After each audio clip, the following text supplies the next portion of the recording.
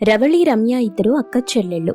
వాళ్ళు సొంతంగా పచ్చళ్ల వ్యాపారం మొదలెట్టి ఇప్పుడు ఆ ఊళ్ళోనే కాకుండా చుట్టుపక్కల ప్రాంతాల్లో కూడా తమ పచ్చళ్లకు మంచి పేరు సంపాదించుకున్నారు.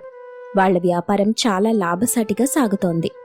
ఒకరోజు ఉదయం రవళి ఎప్పటిలాగే తన షాప్కెళ్లేసరికి అక్కడ చెల్లెలు రమ్య, ఆమె భర్త అరవింద్ కనిపించారు. మరిదిగారు, చాలా రోజుల తర్వాత మా షాప్ వైపు వచ్చారు. ఈరోజు మా షాప్ మొహం గుర్తొచ్చిందా ఏంటి? అలా ఏం లేదు దినగారు, ఆఫీస్ వర్క్ సరిపోతుంది కదా, అందుకే రావడానికి కుదరలేదు. ఈరోజు ఖాళీ దొరికితే సరదాగా మిమ్మల్ని చూసి వెళ్దామని వచ్చాను. అలా వాళ్ళు సరదాగా మాట్లాడుకుంటున్న సమయంలోనే అక్కడికి రవళి అత్తగారు శాంతం వచ్చింది. ఆమెని చూడగానే రవళి ముఖం కోపంతో ఎర్రగా మారిపోయింది. అసలెందుకు ఇక్కడికొచ్చావు నువ్వు? ఇక్కడ నుండి వెళ్ళిపో. ఎన్నిసార్లు చెప్పాలి నీకు? నీ ముఖం చూపించకు నాకు. ఒక్కసారి నేను చెప్పేది వినమ్మా. ఏం వినను. నువ్వు నా కళ్ల ముందుంటే నాకు రోగం పెరిగిపోయినంత కోపం వస్తుంది. మర్యాదగా ఇక్కడ నుండి వెళ్ళిపోతావా లేదా? నిన్ను చూస్తుంటేనే అసహ్యంగా ఉంది నాకు. ఇంతలో రమ్య ఏదో చెప్పబోతుండగా రవళి ఆమె వైపు తిరిగి హెచ్చరించింది. రమ్య, నువ్విందులో జోక్యం చేసుకోకు. ఆమెనిక్కడి నుండి వెళ్ళమని చెప్తావా లేదా? నన్నే వెళ్ళిపోమ్మంటావా? సరేనమ్మా, నేనే వెళ్ళిపోతాన్లే, మిమ్మల్ని ఇబ్బంది పెట్టను అని బాధగా అక్కడి నుండి వెళ్ళిపోయింది శాంతమ్మ. వెంటనే రవళి కూడా ఆవేశంగా తన సంచి సర్దుకుంది. రమ్య, ఈరోజు నువ్వు షాప్ చూసుకో. నా మనసేం బాలేదు, నేను ఇంటికెళ్తున్నాను అని రవళి కోపంగా అక్కడి నుండి వెళ్ళిపోయింది.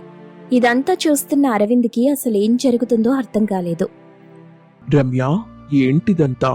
మీ అక్కకి వాళ్ళ అత్తగారంటే ఎందుకంత కోపం? కనీసం ఆమెని ఒక మనిషిన్న సంగతి కూడా మర్చిపోయి అంత దారుణంగా మాట్లాడుతుంది. ఆమె వయసుకైనా కొంచెం గౌరవం ఇవ్వాలి కదా. మీకు మా గురించి, ముఖ్యంగా మా అక్క గురించి ఏం తెలుసని అలా మాట్లాడుతున్నారు? శాంతమ్మ గారు చేసిన పనులు మీకు తెలియవు. మీరు చెప్తే కదా నాకు తెలిసేది. అసలు వాళ్ళిద్దరి మధ్య పచ్చగడ్డి వేస్తే బగ్గుమనేంత గొడవలెందుకు మొదలయ్యాయి? చెప్తాను వినండి. దానికొక పెద్ద కారణమే ఉంది. రమ్య తన గతం చెప్పటం మొదలెట్టింది. అది మా అక్కకి పెళ్లైన కొత్త రోజులు. మా అక్క రవళి, సురేష్ బావ పెళ్లి ఎంతో వైభవంగా జరిగింది. బావ అక్కని ప్రాణంలా చూసుకునేవారు. అత్తగారు శాంతమ్మ గారు ఎవరో కాదు, మాకు సాక్షాత్తు మేనత్త. అత్త కోడళ్ల మధ్య గొడవలుండవు. మా అక్క జీవితం ఎంతో బావుంటుందని మేమంతా సంతోషించాం. అప్పట్లో ఒకరోజు అక్క అత్తగారితో తన మనసులోని మాట చెప్పింది. అత్తయ్య, బావ ఆఫీస్కి వెళ్ళిపోయాక ఇంట్లో ఒక్కదాన్నే ఉండలేకపోతున్నాను. ఖాళీగా కూర్చుంటే అసలు తోచడం లేదు. అందుకే నాకు ఒక ఆలోచన వచ్చింది.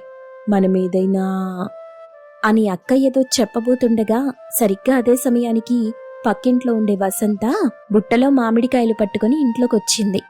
పిన్ని, ఇదిగో ఇప్పుడే తోట నుండి కోయించుకొచ్చిన మామిడికాయలు. నువ్వు ఆవకాయ పచ్చడి పెడితే ఆ రుచే వేరు పిన్ని. అందుకే ఈ సంవత్సరం కూడా నువ్వే పచ్చడి పెట్టిస్తావని ఆశగా అన్ని సామాన్లతో సహా తెచ్చాను. ఈ సాయంత్రం లోపు లేదా రేపు పొద్దున కల్లా పచ్చడి కలిపిచ్చే పిన్ని. అమ్మో, ఇన్ని కాయలా వసంత? సర్లే, నువ్వు తెచ్చాక నేను కాదనలేనుగా, అలాగే పెట్టిస్తాన్లే.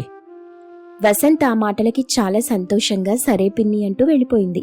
తను వెళ్ళిపోయాక శాంతమ్మ, అవును రవలి, ఇందాకేదో చెప్పబోయాగావు, ఏంటమ్మాది? అత్తయ్యా, సరిగ్గా నేను ఇదే చెప్పబోతున్నాను. మీరు నాకు పచ్చళ్ళు ఎలా తయారు చేయాలో అద్భుతంగా నేర్పించారు. మన ఇంటికి ఒకరి తర్వాత ఒకరొచ్చి పచ్చళ్ళు పెట్టమని అడుగుతున్నారు కదా. మరి మనకొచ్చిన ఈ పనిని ఎందుకు ఊరికే చెయ్యాలి? వాళ్ళేమైనా మనకి డబ్బిస్తున్నారా? లేదుగా. అందుకే నా దగ్గర ఒక ప్లాన్ ఉంది. ఏంటమ్మా? మనకి వచ్చిన పనిని ఇక మీదట డబ్బు తీసుకుని చేద్దామత్తయ్యా. పచ్చళ్ళు పెట్టినందుకు కూలీ తీసుకుందాం. అలాగే మనమే సొంతంగా పచ్చళ్ళు తయారు చేసి అమ్ముతామని అందరికీ చెప్దాం. దీనివల్ల మనకి తోచినట్టుగా ఉంటుంది, 4 రాళ్లు వెనకేసుకోవచ్చు. ఆ మాట వినగానే శాంతమ్మ మొదట సంతోషించింది. ఇదేదో బానే ఉందమ్మాయి. సరే అయితే నువ్వు ఆ పని మొదలెట్టు. రేపటి నుండి ఎవరైనా అడిగితే పచ్చళ్ళు అమ్ముతున్నామని, పెట్టినందుకు డబ్బు కూడా తీసుకుంటామని చెప్పేద్దాం. కాని శాంతమ్మ కాసేపు ఆలోచించి తెలివిగా మరో మాటంది. వద్దొద్దు రవలి, ఒక్క నిమిషం ఆగు. మనం పచ్చళ్ళు పెట్టిస్తున్నామంటే అందరూ కాయలు తెచ్చి మన దగ్గరే పెట్టించుకెళ్తారు. అప్పుడు మన దగ్గరున్న పచ్చళ్ళు ఎవ్వరూ కొనరు. అవి వృధా అయిపోతాయిగా. అందుకే వచ్చిన వాళ్ళకి మనం పచ్చళ్ళు పెట్టడం లేదని, కేవలం అమ్ముతున్నామని మాత్రమే చెప్పు. అప్పుడు వేరే దారి లేక అందరూ మన దగ్గరే కొనుక్కుంటారు. అప్పుడు వ్యాపారం ఇంకా బాగుంటుంది. అత్తయ్య, మీరు చెప్పింది కూడా నిజమే. చాలా మంచి సలహా ఇచ్చారు. అలాగే చేద్దాం. ఆ విధంగా అత్తాకోడళ్ళిద్దరూ కలిసి ఇంట్లోనే పచ్చళ్ల వ్యాపారం మొదలెట్టారు. శాంతమ్మ రుచి, రవళి తెలివితేటలు తోడవడంతో చుట్టుపక్కల వాళ్లంతా అక్కడికే రావటం మొదలెట్టారు. కేవలం ఇంట్లో చిన్నగా మొదలైన వ్యాపారం చూస్తుండగానే బాగా అభివృద్ధి చెందింది. చేతినిండా డబ్బు సంపాదిస్తూ అందరూ మెచ్చుకుంటున్న సమయంలోనే ఆ కుటుంబంలో ఒక పెద్ద పిడుగు పడింది. అందరినీ కంటికి రెప్పలా చూసుకునే రవలి భర్త సురేష్ హఠాత్తుగా మరణించాడు. ఆ చావుతో ఇల్లంతా చీకటైపోయింది. జరిగిన దారుణం మర్చిపోయి అందరూ తేరుకోవడానికి ప్రయత్నించారు. వ్యాపారాన్ని ఆపకుండా రవళి ముందుకు నడిపింది. కాని అప్పటి వరకు కోడల్ని ప్రాణంలా చూసుకున్న శాంతమ్మ ప్రవర్తన ఒక్కసారిగా మారిపోయింది. ఆమె రవళిని నిత్యం వేధించటం మొదలెట్టింది. నువ్వు ఈ ఇంట్లో అడుగుపెట్టిన వేళ విశేషమేంటో గాని నా కొడుకుని పొట్టన పెట్టుకున్నావు. నిన్ను చూస్తుంటేనే నాకు మంటగా ఉంది. ఇక్కడెందుకు చేస్తున్నావు? మీ పుట్టింటికెళ్ళిపోవచ్చుగా. అలా పదే పదే నష్టజాతకురాలని తిడుతూ వేధిస్తూ ఉండడంతో రవలి ఆ బాధ భరించలేక కన్నీళ్లతో అత్తగారిల్లు వదిలి పుట్టింటికొచ్చేసింది. తర్వాతే శంకర్ అనే వ్యక్తితో రవళికి రెండో పెళ్లి జరిగింది. వాళ్ళిద్దరూ కలిసి మళ్లీ పచ్చళ్ల వ్యాపారాన్ని కొత్తగా మొదలెట్టారు. అక్క పెళ్లి జరిగిన తర్వాతే మన పెళ్లి జరిగింది. ఆ కథ విన్న తరువాత అరవింద్ ఆశ్చర్యపోయాడు. అంటే మీ ఉద్దేశం ప్రకారం మీ అత్తగారు అంత గయ్యాళి కాబట్టి రవళి వదిన ఆమెని చూడగానే అంతలా విరుచుకుపడుతుందన్నమాట. లేదు అరవింద్ గారు, అక్క అనుకుంటున్నట్టు మా అత్తగారు గయ్యాళి కాదు. అది ఆమె ఆడిన నాటకం. రవళి జీవితం నాశనం అవ్వకూడదని ఆమె అలా ప్రవర్తించింది. ఆ విషయం నాకు మా అమ్మకు మాత్రమే తెలుసు. ఏమంటున్నావు రమ్య? కావాలని తిట్టిందా? అవును. అక్క పుట్టింటికొచ్చేసిన తరువాత అత్తయ్య రోజు మా ఇంటికొచ్చి అమ్మ దగ్గర కూర్చొని వెక్కి వెక్కి ఏడ్చేది. నేనా మాటలు చాటుగా విన్నాను. అత్తయ్య అమ్మతో ఇలా అంది. వదినమ్మా, నా కోడల్ని నేను అన్ని మాటలు అంటుంటే నా గుండె తరుక్కుపోతుంది. కాని నేను గయ్యాళిలా మారి ఆమెను తిట్టకపోతే, ఇంట్లో నుండి పంపించకపోతే ఆమె నా సేవ చేస్తూ అక్కడే ముసలిదైపోతుంది. తనకింకా చాలా జీవితం ఉంది. ఇంకో పెళ్లి చేసుకుని తను సంతోషంగా ఉండాలి. అందుకే నేను చెడ్డదన్నయ్యాను అంటూ చెప్పింది. నేను కూడా ఒకరోజు అత్తయ్య దగ్గరికెళ్ళి ఎందుకత్తయ్య ఇలా చేస్తున్నావని అడిగాను. నా కోడలు కోసం నేను ఏమైనా చేస్తాను రమ్య. ఆఖరికి తను నన్ను అసహించుకున్నా సరే తన జీవితం బావుంటే చాలు. తనకి రెండో పెళ్ళయ్యే వరకు నేనిలాగే నటిస్తాను అందండి. చివరికి శంకర్ బావగారితో పెళ్లి సంబంధం తీసుకొచ్చింది కూడా అత్తయ్యే.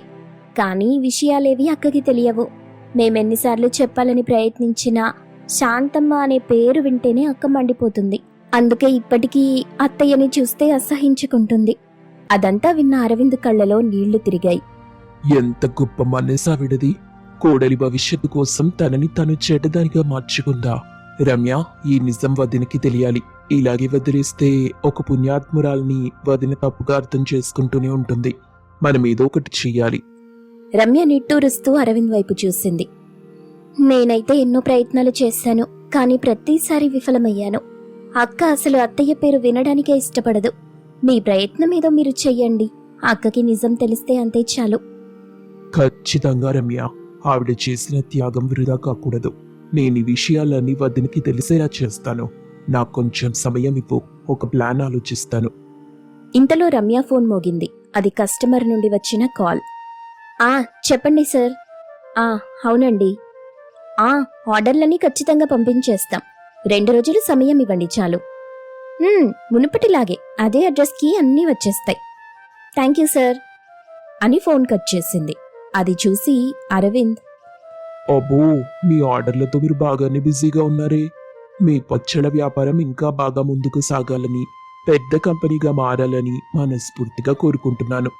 అన్నట్టు వెళ్తూ వెళ్తూ ఒక పచ్చడి డబ్బా ఇంటికి తీసుకెళ్ళొచ్చా? ఓహో, ఇప్పుడు అర్థమైంది. మమ్మల్ని చూడ్డానికి కాదు, ఫ్రీగా పచ్చడి బాటిల్ పట్టుకెళ్లడానికి వచ్చారన్నమాట.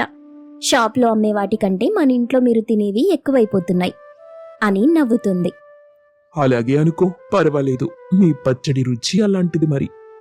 రమ్య నవ్వుతూ ఒక పచ్చడి బాటిల్ ప్యాక్ చేసి అతనికిచ్చింది. అరవింద్ దాన్ని తీసుకుని మనసులో ఒక బలమైన నిర్ణయంతో అక్కడి నుండి బయలుదేరాడు. ఎలాగైనా శాంతమ్మ గొప్పతనాన్ని రవళికి తెలియచేయాలనుకున్నాడు. రెండో భాగం కోసం మీరు స్టోరీ లైన్ ఇవ్వండి, మనం కథని కొనసాగిద్దాం.